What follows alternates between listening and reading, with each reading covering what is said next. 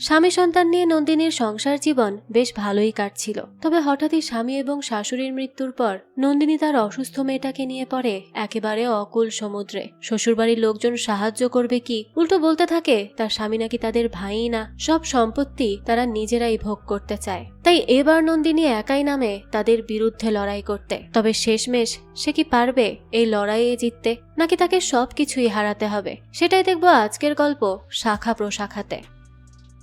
শুরুতে আমরা নন্দিনী এবং তার মেয়ে ইনকাকে দেখি। তারা মা মেয়ে একটা রুমের ভিতর এসে নিস্তব্ধ হয়ে যায়, কারণ তাদের সামনে ঝুলছিল নন্দিনীর স্বামীর লাশ।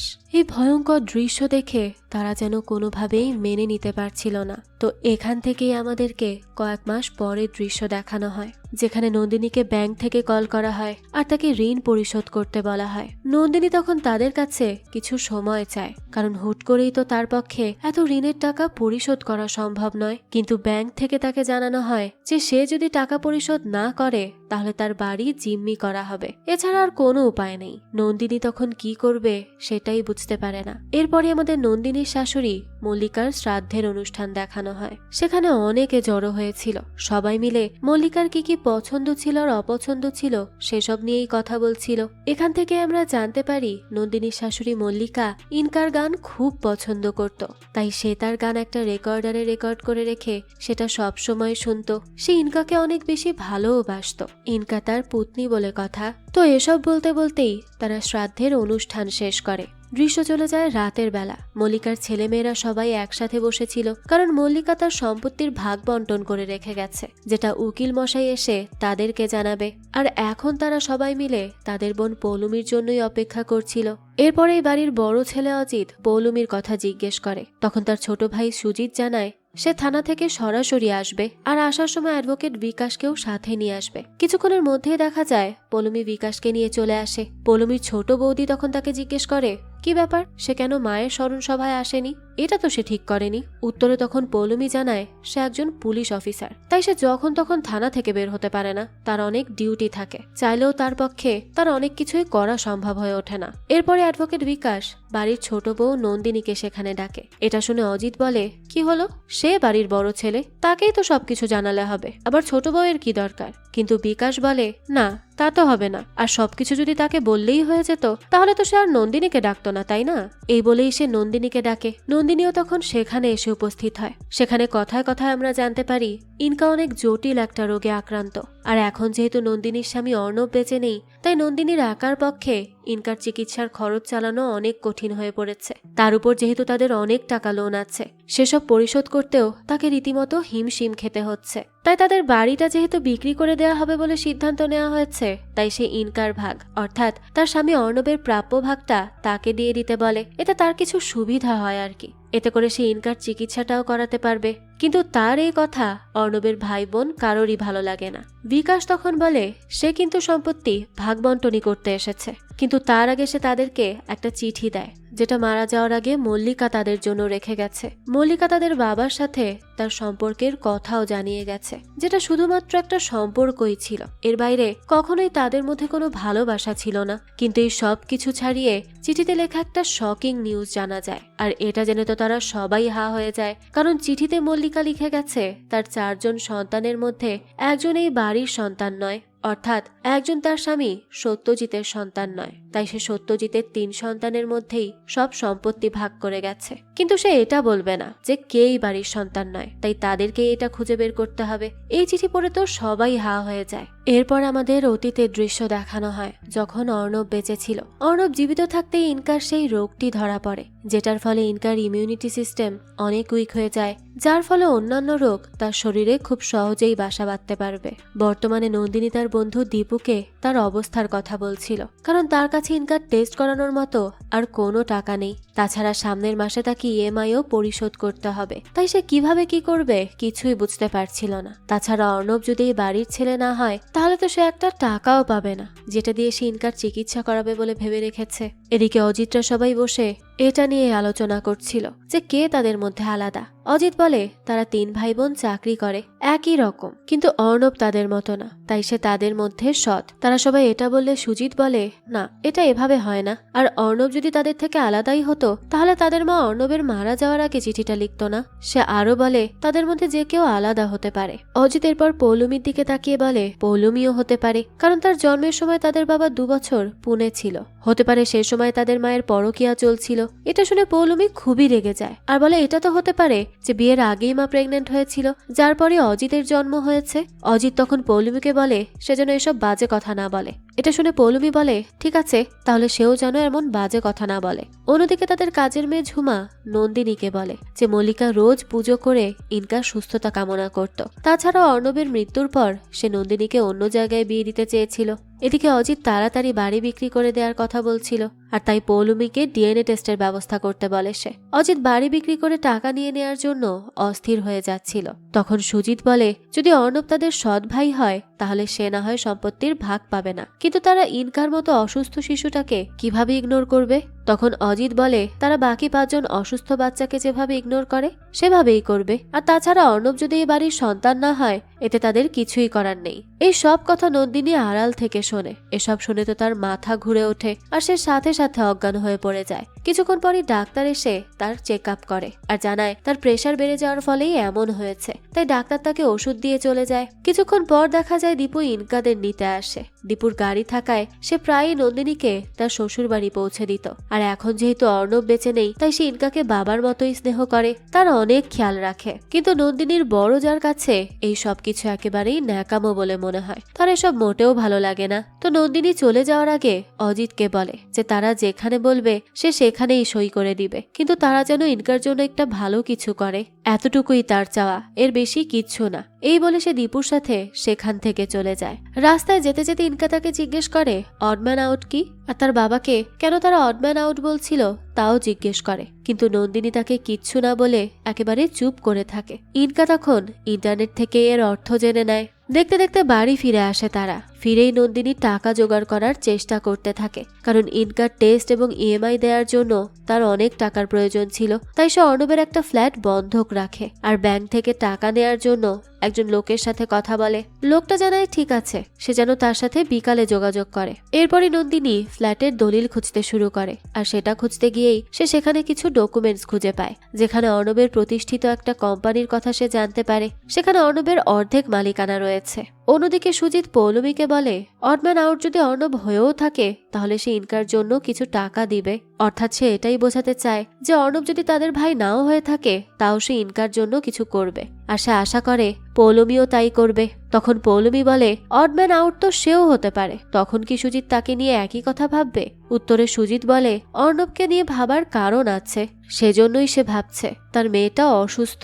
এই বলে সে তাকে ডিএনএ টেস্টের ব্যবস্থা করতে বলে সেখান থেকে চলে যায়, কারণ অজিত চলে যাওয়ার পর থেকে 2 বার কল করেছে ডিএনএ টেস্টের ব্যবস্থা করার জন্য, কারণ সে যত তাড়াতাড়ি সম্ভব বাড়ি বিক্রি করে টাকা নিতে চাইছে। পৌলুমি তখন বলে অজিত তো এত বছর ধরে মা মরার অপেক্ষাই করছিল, কারণ মা মারা যাওয়ার পরই তারা বাড়ি বিক্রি করে ভোগ করতে পারবে। এদিকে নন্দিনী দীপুকে অর্ণবের কোম্পানির কথা জানায়। নন্দিনী জানতো না অর্ণব সেই কোম্পানির শেয়ার হোল্ডার। সে তো ভাবতো অর্ণব চাকরি করত, তাই সে অর্ণবের বিজনেস পার্টনার সৌনভের সাথে বিশেষভাবে পরিচিত হয়নি। আর অর্ণব মারা যাওয়ার পর সৌনভ শুধু একবার তার সাথে যোগাযোগ করেছে, যা শুনে দীপু বলে সৌনভ এই কথাটা গোপন রাখার জন্যই হয়তো যোগাযোগ করেনি, কিন্তু এখন তো তাদেরকে তার সাথে যোগাযোগ করতেই হবে। নন্দিনী তখন দীপুকে জানায় সে একাই যেতে পারবে। ফ্ল্যাট বন্ধক দিয়ে লোন নেওয়াটা এখন হচ্ছে না, তাই তার মনে হয় সে এখান থেকে কিছু একটা পাবে। এই বলে সে একাই সৌনভের সাথে দেখা করতে যায়, কিন্তু সৌনভ ছিল একজন নোংরা লোক। সে নন্দিনীর অসহায়ত্বের সুযোগ নিয়ে তার গায়ে হাত দেয়, যে যেন নন্দিনী বেশ অস্বস্তি বোধ করে আর দ্রুত সেখান থেকে চলে আসে। সে ভাবতে থাকে অর্ণবের মৃত্যুর কিছুদিন আগে সে খুব অস্থির হয়ে থাকতো, অর্ণব তো তার সাথে কিছু শেয়ারই করতে চাইতো না। এসব ভাবতে ভাবতে হাসপাতাল থেকে কল এলে সে তাড়াতাড়ি করে হাসপাতালে ছুটে যায়, কারণ ইনকার শরীর খারাপ করেছে। ডাক্তার জানায় ইনকা এই কয়দিন অনেক বেশি অনিয়ম করে চলেছে, কিন্তু সে যেহেতু এখনো বাচ্চা মানুষ তাই তাকে তো আর সবসময় নিয়ম মানিয়ে চালানো যায় না। তাছাড়াও ডাক্তার নন্দিনীকে বেঙ্গালুরুর একটা হাসপাতালের কথা বলে, যেখানে বাচ্চাদের এই সব সমস্যা নিয়ে রিসার্চ করা হয়। তাই সে নন্দিনীকে সেই হাসপাতাল সম্পর্কে খোঁজ নিতে বলে। কথায় কথায় ডাক্তার নন্দিনীর থেকে কিছু সময় নিয়ে নেয় হাসপাতালের বিল পরিশোধ করার জন্য। কিছুক্ষণ পর দেখা যায় সুজিতের স্ত্রী প্রিয়া নন্দিনী এবং ইনকাকে দেখতে আসে। প্রিয়া নন্দিনীকে কিছু টাকা দেয় যা সুজিত ইনকার জন্য পাঠিয়েছে, কিন্তু নন্দিনী তা নিতে চায় না। প্রিয়া তখন বলে তারা কাছের মানুষ হয়ে যদি এতটুকু করতে না পারে তাহলে কিভাবে, তাই সে এটা রাখুক। তখন নন্দিনী বলে তারা যদি কাছের মানুষ হয় তাহলে অর্ণব নেই বলে তারা অর্ণবকেই কাছের মানুষ না ভেবে অডম্যান আউট ভাবছে কেন। প্রিয়া বলে সে ভুল বুঝছে, তারা কেউ সেটা বলছে না। আর সুজিতের মতে পৌলমী হতে পারে, কারণ পৌলমীর জন্মের আগে তাদের বাবা কিছু বছর পুনে ছিল, তাই যদি তাদের শাশুড়ির কোনো পরকীয়ার সম্পর্ক হয়ে থাকে তা হয়তো তখনই হয়েছে। এদিকে পৌলমী তার এক কলিগকে বলে সে যদি কখনো জানতে পারে যে তার পরিচয় মিথ্যা আর সে একজন অবৈধ সন্তান তখন সে কি করবে। এই কথা দ্বারা আমরা বুঝতে পারি পৌলমীর কাছে মনে হচ্ছিল হয়তো সেই তার বাবার সন্তান নয়, তাই তার মধ্যে এইসব কথা বারবার উকি দিচ্ছিল। দৃশ্য চলে যায় পরের দিন। নন্দিনী একটা সংস্থার কাছে যায় চ্যারিটির জন্য, যেখানে সে চাকরি করে, কিন্তু সেই সংস্থা থেকে তাকে অপমান করা হয় কারণ সে নিজস্ব ফ্ল্যাটে থাকে আর মেয়ের অসুস্থতার বাহানায় কাজে আসে না, তাই তারা তার চাকরিটাও নিয়ে নেয়। কিন্তু কেউ তো আর জানে না যে নন্দিনীর ভেতরের পরিস্থিতি কি, সে কিসের মধ্যে দিয়ে যাচ্ছে। পরদিন দেখা যায় দীপু নন্দিনীর মুখে সৌনভের দুশ্চরিত্রতার কথা জানতে পারে। এটা জানতে পেরে তো সে প্রচন্ড রেগে যায় আর তাকে শিক্ষা দিতে চায়, কিন্তু নন্দিনী তাকে বাধা দেয় কারণ সে এখন এসব ঝামেলায় জড়াতে চাইছে না। তাছাড়াও তার একটা চাকরির খুব প্রয়োজন, এই মাসে আবার তার ক্রেডিট কার্ডের ইনস্টলমেন্টও দিতে হবে। দীপু তখন তাকে টাকা দিয়ে সাহায্য করতে চায়, কিন্তু নন্দিনী বারণ করে দেয়, যে জন্য দীপু বলে সে কেন তার থেকে টাকা নেয় না, তার কি ইগো হার্ট হয়? কারণ নন্দিনী দীপুকে রিজেক্ট করে অর্ণবকে বিয়ে করেছে। নন্দিনী বলে তার ইগো হার্ট হয় না, তার কাছে টাকার চাইতে দীপু যে তার পাশে আছে এটাই অনেক বড় লাগে। এই বলেই সে সেখান থেকে চলে যায়। বাড়ি ফিরে সে নিজের মতো কাজ করছিল, তখনই দেখা যায় কলিং বেল বেজে ওঠে। দরজা খুলে সে দেখতে পায় সৌনভ দাঁড়িয়ে আছে, যাকে দেখে সে কিছুটা আতঙ্কিতই হয়ে যায়। সৌনভ তো মদ খেয়ে সেখানে আসে আর নন্দিনীর কাছে ক্ষমা চাইতে লাগে, কারণ সে নন্দিনীর সাথে মিসবিহেভ করেছিল। নন্দিনী তাকে বলে ঠিক আছে, সে তাকে ক্ষমা করে দিয়েছে। সৌনভ তখন বলে সে এক গ্লাস পানি খেয়ে ইনকাকে দেখেই এখান থেকে চলে যাবে। নন্দিনীর তখন সৌনভকে ঘরে ঢুকতে দেওয়ার কোনো ইচ্ছা ছিল না, কিন্তু তখন এক প্রতিবেশী জানায় যে সে তাদের কথার আওয়াজে ডিস্টার্ব ফিল করছে, তাই সে সৌনভকে ঘরে ঢুকতে দেয়। সৌনভ ঘরে ঢুকেই অর্ণবের কথা বলতে থাকে। নন্দিনী তাকে পানি খেতে দিলে সে নন্দিনীর হাত ধরে রাখে আর তাকে আরো নানান কথা বলতে থাকে। নন্দিনী তো যতটুকু পারছিল তার থেকে দূরে দূরে থাকার চেষ্টা করছিল আর সে তাকে বারবার বাড়ি ফিরে যেতে বলছিল, কিন্তু সৌনভ সেটা না করে তার কুৎসিত রূপ দেখিয়েই দেয় নন্দিনীর সামনে। সে তাকে জড়িয়ে ধরে। নন্দিনী তখন তার হাত থেকে বাঁচার অনেক চেষ্টা করছিল, কিন্তু কোনোভাবেই পারছিল না। তখনই সেখানে ইনকা চলে আসে আর সৌনভের মাথায় একটা প্যান দিয়ে বাড়ি দিলে সে সাথে সাথে মাটিতে পড়ে যায়। দেখা যায় তার মাথা থেকে রক্ত বের হচ্ছে। নন্দিনী তখন তাড়াতাড়ি ইনকাকে শান্ত করে তার ঘরে নিয়ে যায়। এরপর সে বাইরে এসে সৌনভকে চেক করতে থাকে আর ঠিক তখনই হঠাৎ কলিং বেল বেজে ওঠে। নন্দিনী দেখে সৌনভের এক বন্ধু সেখানে এসেছে। সে সৌনভকে ডাকার জন্য বললে নন্দিনী ভীষণ ভয় পেয়ে যায় আর জানায় সৌনভ এখন ঘুমাচ্ছে, সে সকালবেলা বাড়ি ফিরে যাবে। এই কথা শুনে সৌনভের বন্ধু ভাবে সে হয়তো নন্দিনীকে পটিয়ে ফেলেছে, তাই আজ রাতটা এখানেই থাকবে। তাই সে সেখান থেকে চলে যায় আর নন্দিনী তখন সাথে সাথে দীপুকে কল করে সবটা খুলে বলে। দীপু তো এই ফোন পেয়ে তাড়াতাড়ি নন্দিনীর বাড়ির উদ্দেশ্যে রওনা হয়। নন্দিনী বারবার সৌনভকে চেক করছিল, কারণ সে মরে গেলে ইনকা এবং সে দুজনেই ফেসে যাবে। তখনই কলিং বেল বেজে উঠলে সে দেখে পৌলমী এসেছে। তাকে দেখে সে কি করবে কিছুই বুঝে উঠতে পারছিল না, কারণ পৌলমী একজন পুলিশ অফিসার, তাই সে সৌনভকে এই অবস্থায় দেখলে তাকে সাথে সাথে গ্রেফতার করবে। এইভাবে সে সৌনভকে টেনে হিচড়ে কোনো মতে বাথরুমের ভেতর গিয়ে রাখে আর এরপরই এসে দরজা খোলে। পৌলমী তখন তাকে জিজ্ঞেস করে কি ব্যাপার, দরজা খুলতে এত দেরি হলো কেন? নন্দিনী তখন তাকে মিথ্যা বলে যে সে আসলে গান শুনছিল, তাই কলিং বেলের শব্দ শুনতে পায়নি। পৌলমী দরজার বাইরে সৌনভের জুতা দেখে, তাই সে জিজ্ঞেস করে ঘরে কি কেউ আছে নাকি, কোনো গেস্ট? তার কথায় নন্দিনী চুপ করে থাকে আর পৌলমীকে এত রাতে তার বাড়িতে আসার কারণ জিজ্ঞেস করে। পৌলমী জানায় সেই পথ দিয়ে যাচ্ছিল, তাই ভাবলো ইনকাকে দেখে যাবে আর সে তাকে কিছু কথাও বলতে চায়। এই বলেই সে তার কথা বলতে যাবে, এরই মধ্যে সেখানে দীপু এসে হাজির হয়। দীপুকে এত রাতে নন্দিনীর বাড়িতে আসতে দেখে পৌলমী তাকে জিজ্ঞেস করে যে ব্যাপার কি। দীপু বলে সে আসলে ইনকার জন্য ওষুধ নিয়ে এসেছে। তারা দুজনেই পৌলমীর কাছ থেকে সৌনভের কথাটা গোপন করে। পৌলমী এরপর নন্দিনীকে বলে এই ফ্ল্যাট তার ভাইয়ের, তাই সে যেন এমন কিছু না করে বসে যে যেন তাদের বাড়ির মান সম্মান নষ্ট হয়। তাছাড়াও সে দীপুকে নন্দিনীর সমস্যাগুলো সমাধান করতে সাহায্য করতে বলে, কারণ তারা সবাই কাজে ব্যস্ত। তাই ইনকার হাসপাতাল সহ আরো বিভিন্ন কাজে নন্দিনীকে সাহায্য করতে বলে। সে সেখান থেকে চলে যাচ্ছিল, তবে তার আগেই ওয়াশরুমে যেতে চায়। এবার তো নন্দিনী ভীষণ ঘাবড়ে যায় যে সে এবার কি করবে, কারণ সে তো সৌনভকে সেখানে রেখে এসেছে। তাই সে পৌলুমিকে ভুলভাল বুঝিয়ে ইনকার ওয়াশরুমে পাঠায়। ওয়াশরুম থেকে ফিরে পৌলুমি চলে যেতে নেয়, আর যেই কথাটা সে বলতে এসেছিল সেটা অন্য একদিন জানাবে বলে চলে যায়। সে চলে যাওয়ার পরই দীপু সৌনভের কাছে যায় আর তাকে চেক করতে থাকে। নন্দিনী তো খুব ভয় পেয়েছিল, কারণ সৌনভ মারা গেলে তাকে পুলিশে ধরবে, আর ইনকার কি হবে তখন। এসব নিয়ে সে খুব চিন্তিত হয়ে পড়ে, কিন্তু দীপু তাকে শান্ত করে। তার এরপর সৌনভকে একটা চেয়ারে বেঁধে রাখে। এরপর দীপু তাকে হুমকি দেয়, কারণ সে রাতের বেলা মদ খেয়ে একজন সিঙ্গেল মাদারের বাড়িতে এসে তাকে মলেস্ট করার চেষ্টা করেছে। সিসিটিভি ফুটেজ এবং ইনকার বয়ানে সে ভালো করেই ফেসে যাবে। এখন তারা কেসের ঝামেলায় জড়াতে চায় না, আর না হলে তাকে পুলিশের কাছে ধরিয়ে দিত। এই বলে তারা সৌনভকে তাড়িয়ে দেয়। তার মানে সে মারা যায়নি। এর মধ্যে কিছুক্ষণ পর ইনকা ঘুম থেকে ওঠে আর নন্দিনীকে সৌনভের কথা জিজ্ঞেস করে। নন্দিনী জানায় সে চলে গেছে। ইনকা তো তখন খুব ভয় পাচ্ছিল, কারণ সে সৌনভকে মেরেছে। তাই সে যদি পুলিশকে বলে দেয় তাহলে তো পুলিশ তাকে ধরে নিয়ে যাবে। কিন্তু দীপু তাকে বলে সে কোনো ভুল কাজ করেনি, সে তার মাকে প্রোটেক্ট করেছে ওই দুষ্ট লোককে শাস্তি দিয়ে। তাই তার ভয় পাওয়ার কোনো কারণ নেই, সে যেন নিশ্চিন্তে থাকে। অপরদিকে পৌলুমি তার কলিগকে বলে সে যদি অডম্যান হয় তাহলে তার বাবাকে ডিএনএ টেস্ট করার আগে তাকে তার বাবাকে খুঁজে বের করতে হবে। অর্থাৎ পৌলুমির কাছেও মনে হচ্ছিল সেই অডম্যান, অর্থাৎ সে হয়তো তার বাবার সন্তান নয়, কারণ তার জন্মের সময় তার বাবা অন্য শহরে থাকতো। তো এরপরই তার কলিগ তাকে বলতে থাকে সে কেন তার মৃত ভাইয়ের বউ অর্থাৎ অর্ণবের স্ত্রীকে যেটা বলতে গিয়েছিল সেটা বলছে না। আসলে পৌলুমি গতকাল নন্দিনীর সাথে একটা ডিল করতে গিয়েছিল। সে অর্ণবকে অডম্যান প্রমাণ করার জন্য নন্দিনীকে রাজি করাতে গিয়েছিল, যার ফলে তাকে কেউ অবৈধ সন্তান বলবে না। আর অর্ণব যেহেতু মারা গেছে তাই এতে আর কোনো সমস্যাও হবে না, আর সে ইনকাকে তার ভাগের টাকাও দিয়ে দিবে। কিন্তু সে এসব অনেক চেষ্টা করেও বলতে পারেনি। পৌলুমি এরপর তার কলিগকে বলে সে যদিও নন্দিনীর সাথে এসব কথা বলতো তাহলেও তাদের বাড়ির অ্যাডভোকেট বিকাশ বাধা হয়ে দাঁড়াবে, কারণ তাকে উপযুক্ত প্রমাণ দিতে হবে। তখন তার কলিগ বলে যদি সেই অ্যাডভোকেট বিকাশই তার বাবা হয়। এই কথা শুনে তো পৌলুমি তাকে চুপ করতে বলে আর কান্না করতে থাকে। তার কিছুই ভালো লাগছিল না, কারণ তার উপর দিয়ে একটা মানসিক চাপ বয়ে যাচ্ছে।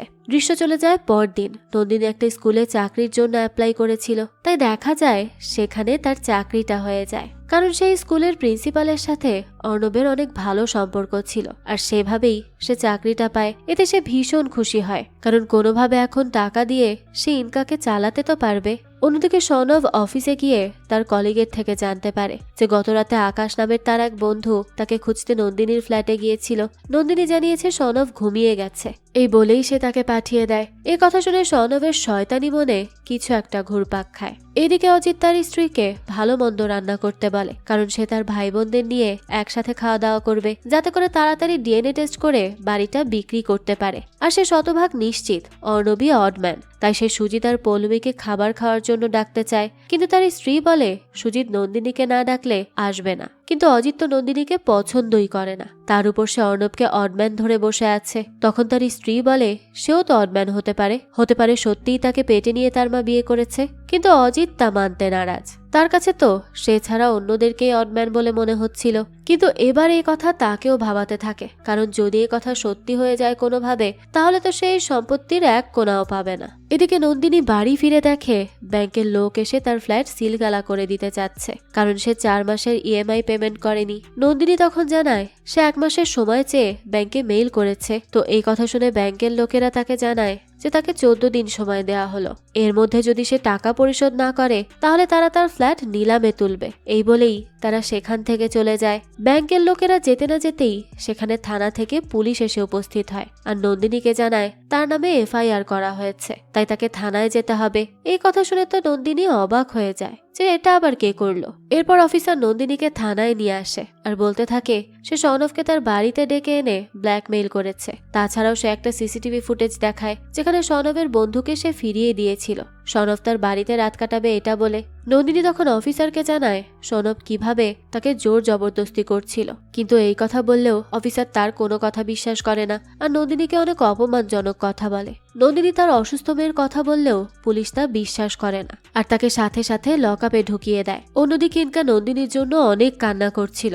তার কাছে মনে হচ্ছিল সে সৌনভকে আঘাত করেছে দেখেই তার মাকে পুলিশ ধরে নিয়ে গেছে। তখনই তার প্রতিবেশী দাদু দিদা তাকে শান্ত করে আর বলে তার মা একটা কাজে গেছে আর সে খুব শীঘ্রই চলে আসবে, সে যেন এভাবে কান্না না করে, এত চিন্তার কিচ্ছু নেই। এদিকে নন্দিনীকে পুলিশ গ্রেফতার করেছে এই খবর পেয়ে অজিতের ছেলে শেখর এবং সুজিতের মেয়ে পিহু ইনকার কাছে ছুটে আসে। এদিকে দীপু থানায় গিয়ে নন্দিনীকে জানায় যে তার পরিচিত দুজন লয়ারই শহরের বাইরে, আর পুলিশ তার বেল দিচ্ছে না কারণ সনব মেডিকেল রিপোর্ট দেখিয়ে কেস করেছে। নন্দিনী এসব শুনে বলে সে কি এখান থেকে বের হতে পারবে না, তার ইনকা যে খুব অসুস্থ, সে না গেলে ইনকার যে কি হবে সেটাই তো সে বুঝতে পারছে না। এই বলে সে ভীষণ কান্না করতে থাকে। তাছাড়া তার নতুন পাওয়া স্কুলের চাকরিটাও তো চলে যাবে, সে তো সব দিক থেকে শেষ হয়ে যাচ্ছে। সে এবার কি করবে কিচ্ছু বুঝে উঠতে পারছিল না, তার জীবনের উপর দিয়ে যেন ঝড় বয়ে যাচ্ছিল।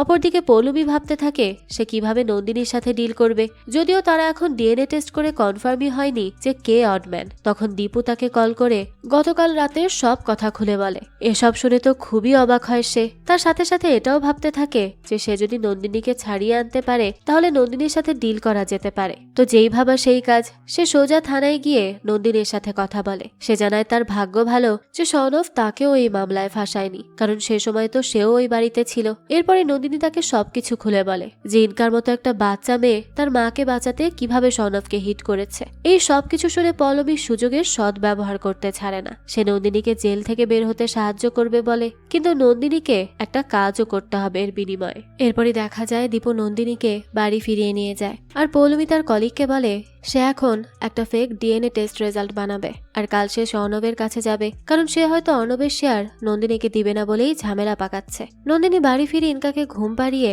দীপুকে জানায় যে পৌলমী নিজ স্বার্থে তাকে সাহায্য করেছে, কারণ সে চায় নন্দিনী যেন ফেক ডিএনএ টেস্টের রেজাল্ট মেনে নেয়। আর অ্যাডভোকেট বিকাশের সামনে যেন এটা বলে যে তাদের মা মল্লিকা আগে অর্ণবকে জানিয়ে দিয়েছিল যে সে তার বাবার সন্তান নয়। নন্দিনী বলে তারা সবাই তাকে কন্ট্রোল করতে চায়, তাকে ব্যবহার করতে চায়, কিন্তু আর নয়, সে এখন থেকে ইনকার জন্য এসব অন্যায় আর মেনে নিবে না। এদিকে পৌলমী তার কলিগকে সনবের অফিসে পাঠায়। সনব বলে নন্দিনী তাকে ব্ল্যাকমেইল করেছে, তাছাড়া অর্ণব তার থেকে টাকা ধার নিয়েছে, তাই সে তাকে কোনো শেয়ারও দিবে না। তখন পৌলমী ভিডিও কলে সনবকে হুমকি দেয়, কারণ সে তদন্ত করে সব বের করতে পারবে।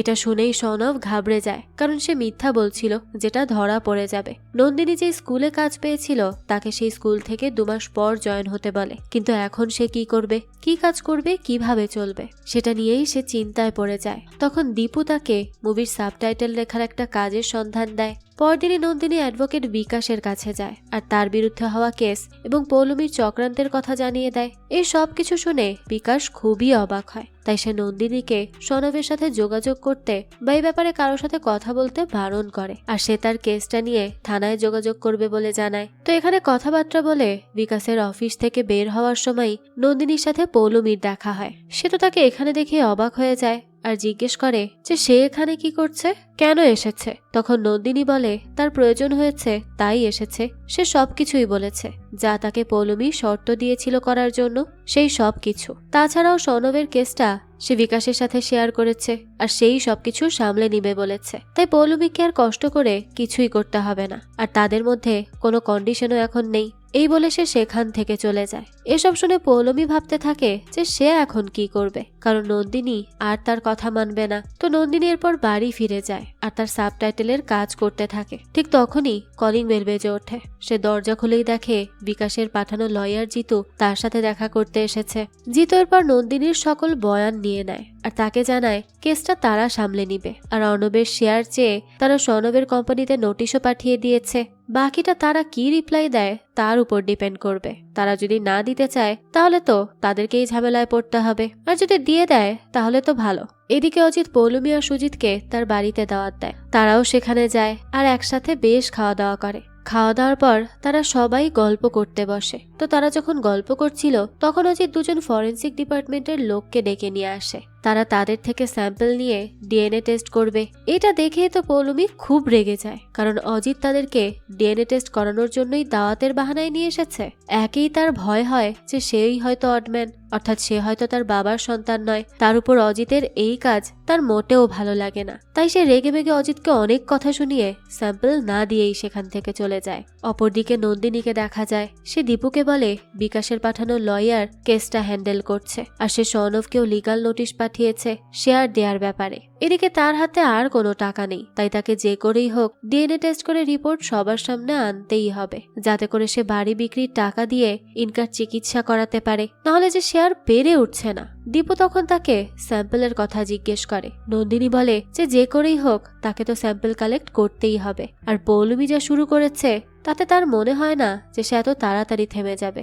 সে আরো নতুন কোনো ফোন দিয়ে আটার চেষ্টা করবে, আর তার আগেই তাকে সবকিছু করতে হবে। তাই সে দীপুকে ডিএনএ টেস্ট কোথায় করে সেটার খোঁজ নিতে বলে। পরদিন দেখা যায় পৌলমী তার মায়ের ঘরে গিয়ে অনেক খোঁজাখুঁজি করে যে কোনো ক্লু পাওয়া যায় কিনা। তো অনেক খোঁজাখুঁজির পরই সে একটা কাগজে একটা নাম্বার খুঁজে পায়। সে তো সাথে সাথে কল দেয়, কিন্তু দেখা যায় নাম্বারটা বন্ধ।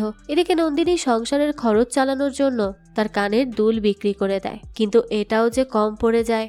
এরপর পৌলমীকে দেখা যায় সে থানায় ফিরে আসে। তখন তার কলিগ জানায় তার বন্ধু অভিক স্টেট ফরেন্সিক ডিপার্টমেন্টের হেড অফিসার হয়ে গেছে, তাই তারা তার থেকে সাহায্য নিতে পারে চাইলে।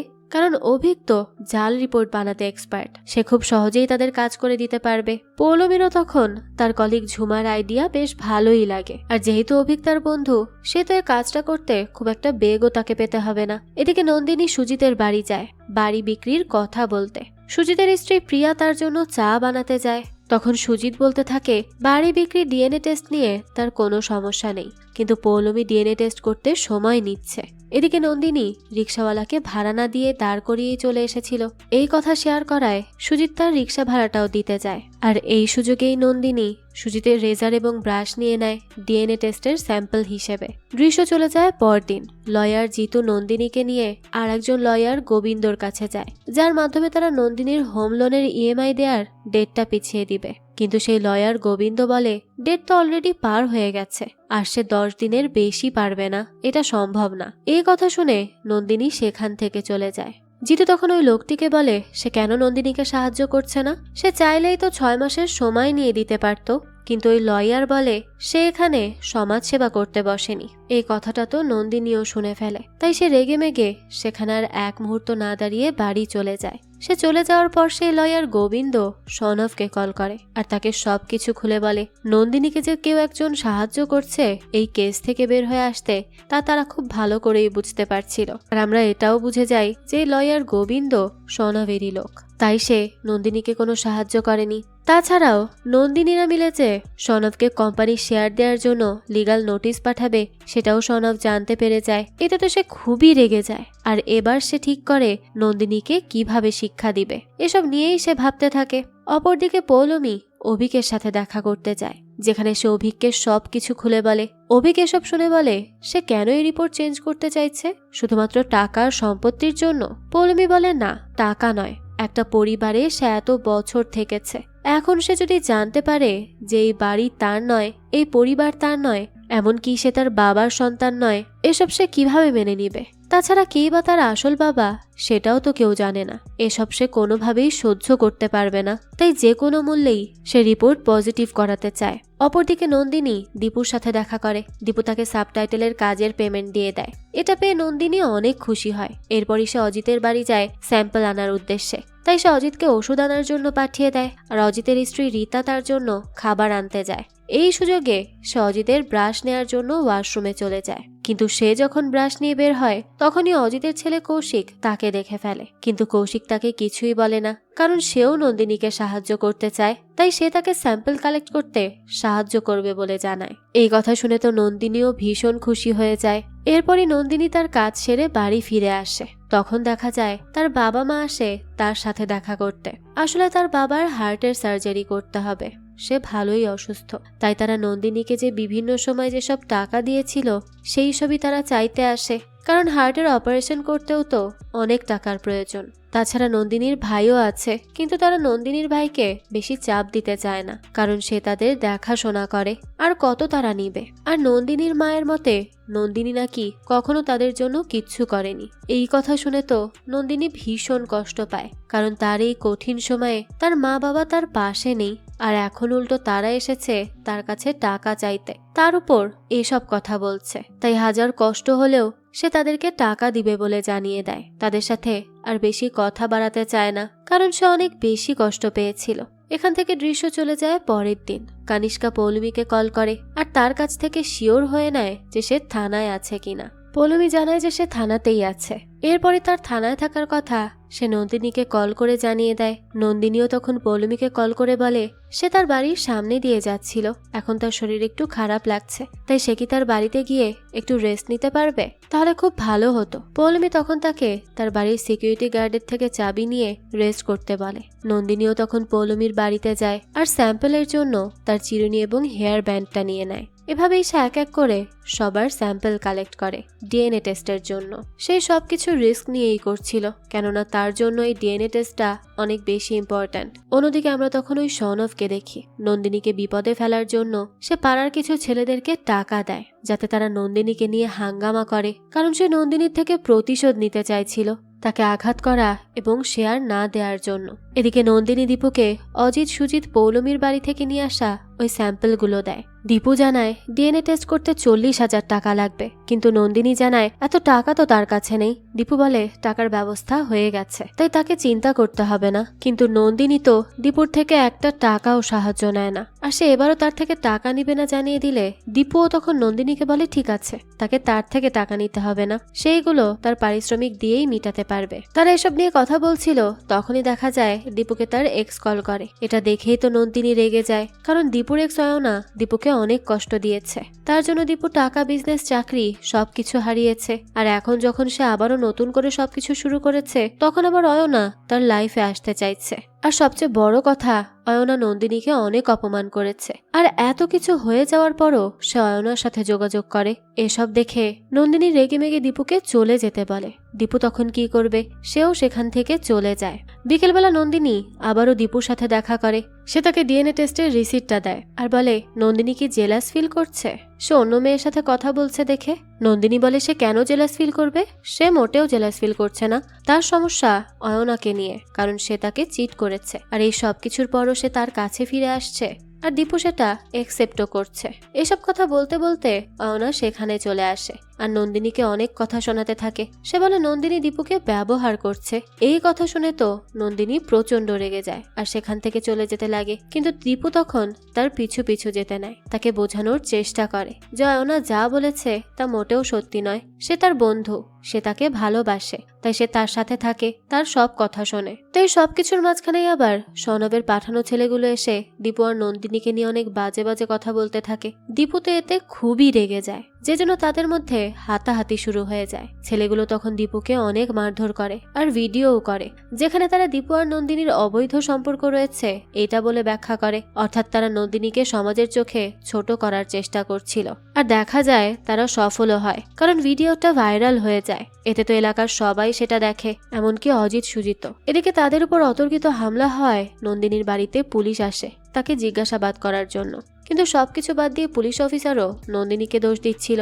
অর্থাৎ তার মতো একজন সিঙ্গেল মাদারের কোনো ছেলে বন্ধু থাকতে পারে না যে তার হাত ধরতে পারবে, কিন্তু একজন বিবাহিত বা ডিভোর্সি সিঙ্গেল পুরুষের মেয়ে বন্ধু থাকতে পারে। তার এসব কথার জন্য তো কনিষ্ক খুবই রেগে যায় আর তাকে আচ্ছা মতো কথা শুনিয়ে দেয়, কারণ একজন নারীর ছেলে বন্ধু থাকতেই পারে, হোক সে বিবাহিত, অবিবাহিত বা বিধবা, বন্ধু তো বন্ধুই। অন্যদিকে লয়ার গোবিন্দ সনভকে বলে যে সে কেন নন্দিনীর পেছনে হাত ধুয়ে পড়ে আছে সেটা সে ভালো করে বুঝতে পারছে। সে নন্দিনীকে শেয়ারের টাকা দিবে না, আর সে যা বুঝতে পারছে স্বর্ণবকে ঠকিয়ে প্রায় 10 কোটির বেশি টাকা তো আত্মসাৎ করেছেই, আর অর্ণবের নামে কোম্পানি খুলে জালিয়াতি করেছে।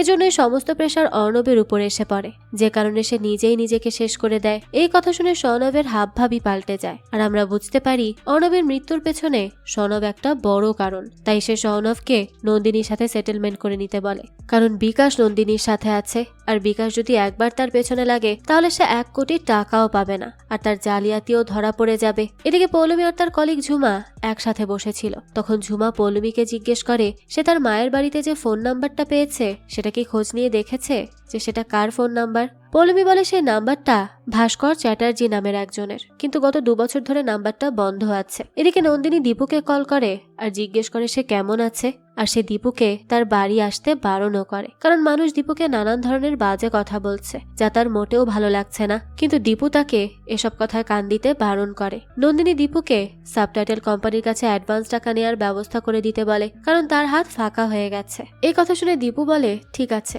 সে কাল তাকে অ্যাডভান্স অ্যাডভান্স টাকা নিয়ে দিবে বলে কথা দেয়। পরদিনে নন্দিনী দীপুকে দেখতে তার বাড়ি যায়। সে দীপুর মাথায় পট্টি এবং তার কোমরে ব্যথার বেল্ট দেখে তাকে জড়িয়ে ধরে আর খুব কান্না করতে থাকে। তার জন্য তার বন্ধুর এমনটা হবে এটা সে মানতে পারেনি। তার জন্যই দীপুকে এখন অনেক কিছু সাফার করতে হচ্ছে। তখন নন্দিনী দীপুর ঘরে অয়নাকে দেখে। তাকে দেখে তো সে ভীষণ অবাক হয়ে যায়। অয়নাও সুযোগ পেয়ে আবারও নন্দিনীকে অপমান করে আর বলে শুধু সে নয়, নন্দিনীর জন্য দীপুকে সাফার করতে হয়। কিন্তু এবার নন্দিনীর মন মানসিকতা এতটাই খারাপ যে তার অয়নার সাথে কথা বলতে ইচ্ছেই করে না। তাই সে সেখান থেকে চুপচাপ চলে যায়। এদিকে পৌলমী অজিতের ডিএনএ টেস্টের স্যাম্পল নিতে আসে। তখন সে কথায় কথায় জানতে পারে দুদিন আগে নন্দিনী তাদের বাড়ি এসেছিল, কারণ তার শরীর খারাপ লাগছিল।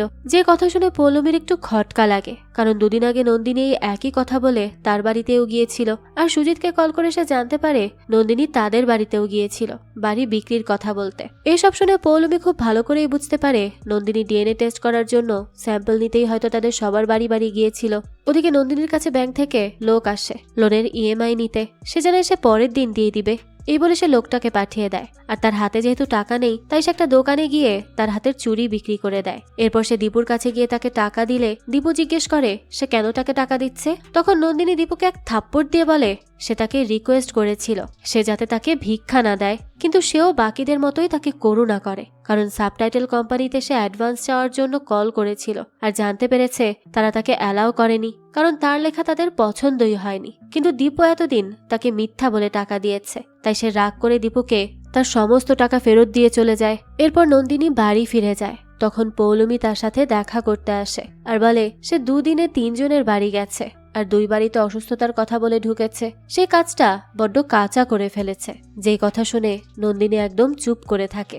এরপর পৌলমী মায়ের ডায়েরিতে পাওয়া নাম্বার অর্থাৎ ভাস্কর চ্যাটার্জিকে খুঁজতে গিয়ে জানতে পারে ভাস্কর চ্যাটার্জি তার বাড়ি বিক্রি করে দিয়ে চলে গেছে, কিন্তু কোথায় গেছে তা কেউ জানে না। তাই ঝুমা বলে এই লোক হয়তো অনেক ধনী। তাই সে পৌলমীকে নন্দিনীর পেছনে পড়ে না থেকে তার বাবা অর্থাৎ ভাস্কর চ্যাটার্জিকে খুঁজে বের করতে বলে, কারণ তার মনে হয় এই চ্যাটার্জি অনেক ধনী ব্যক্তি। এদিকে নন্দিনীর কাছে ব্যাংক থেকে সেই লোকটি ইএমআই নিতে আসে। নন্দিনী তখন আরো কয়েকদিনের সময় চায়, কিন্তু লোকটা তো এবার চেঁচামেচি করতে লাগে। সে সময়ে অয়না সেখানে আসে আর নন্দিনীর ইএমআই এর টাকা দিয়ে লোকটাকে সেখান থেকে বিদায় করে। নন্দিনী তাকে টাকা দিতে অনেক বারণ করে, কিন্তু তাও সে শোনে না, কারণ সে নন্দিনীর সমস্যার কথা উপলব্ধি করতে পেরেছে। তাই সে নন্দিনীকে মেন্টালি সাপোর্ট করে আর বলে সে দীপুকে বিয়ে করতে এসেছিল, কিন্তু দীপু শুধুমাত্র নন্দিনীকে নিয়েই অবসেসড। সে আজও বিশ্বাস করে নন্দিনী একদিন তাকে কাছে টেনে নিবে।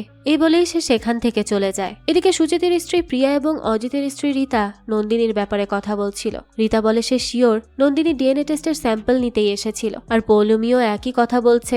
তাছাড়াও পৌলমী অজিতকে বলেছে সেও তো অডম্যান হতে পারে, তাই অজিত খুব দুশ্চিন্তায় আছে। প্রিয়া বলে সুজিতের মতে তাদের বাবা যদিও আলাদা হয় তারা তো একই মায়ের পেটের সন্তান সবাই, তাই তার এসব নিয়ে এত মাথা ব্যথা নেই। এরপরই আমাদের নন্দিনীকে দেখানো হয় যে রাস্তা দিয়ে হাঁটার সময় কেউ একজন তাকে ফলো করছিল, আর এই ব্যাপারটা নন্দিনীও বুঝতে পারে। তাই সে হঠাৎই পেছন ঘুরে দাঁড়িয়ে সেই লোকটাকে দেখে। তাকে দেখে তো সে অবাক হয়ে যায়, কিন্তু আমাদেরকে আর দেখানো হয় না যে কে নন্দিনীকে ফলো করছিল। আর এরই মধ্যে দিয়ে এই গল্পের প্রথম পর্ব শেষ হয়ে যায়। কিন্তু এর পর কি হতে চলেছে, ডিএনএ টেস্টের রেজাল্টে কি আসবে, কেননা এই টেস্ট রেজাল্টের উপরেই তো নন্দিনীর ভবিষ্যৎ নির্ভর করছে।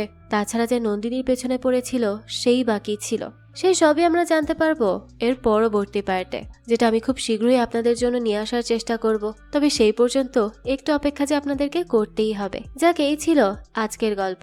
এই গল্পটা আপনাদের কাছে কেমন লেগেছে সেটা অবশ্যই আমাদেরকে কমেন্ট করে জানাবেন। যদি এতটুকুও ভালো লেগে থাকে তাহলে একটি লাইক দিয়ে যাবেন।